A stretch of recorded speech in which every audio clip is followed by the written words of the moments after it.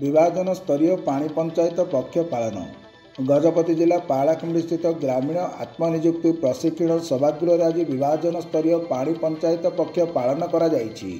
ओडिशा जल संपद विभाग एवं क्षुद्र जल सेचन विभाजन गजपतिर मिलित आनुकूल्य आयोजित यह कार्यक्रम में प्रथमे सचेतनता रथगुड़िकर शुभारंभ करा जायतिला।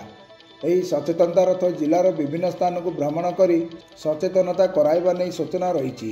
यही कार्यक्रम में अतिरिक्त जिलापाल श्री वीरेंद्र कुमार दास, वंशधारा नागावली अववाहिकार अतिरिक्त मुख्य जंत्री श्री नगेंद्र महाराणा, जलछाया एवं मृत्तिका संरक्षण विभाग प्रकल्प निर्देशक श्री सुरेश पट्टनायक, जिला मत्स्य अधिकारिणी लिसा बेहरा, क्षुद्र जलसेचन विभाग अधीक्षण जंत्री पी जगन्नाथ, जिला मुख्य कृषि अधिकारी बलराम सुबुदी, जिला मुख्य प्राणी चिकित्सक श्री धर्मानंद महांती प्रमुख मंचासीन होई आज दिवस पालन को नहीं निज निजर आभिमुख्य रखिथिले।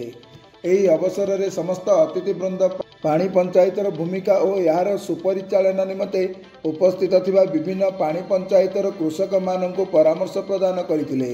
एतिसह विभिन्न पाणी पंचायतर चाषी और कर्मकर्ता उपस्थिति रे पाणी पंचायत पक्ष पालित होइथिला।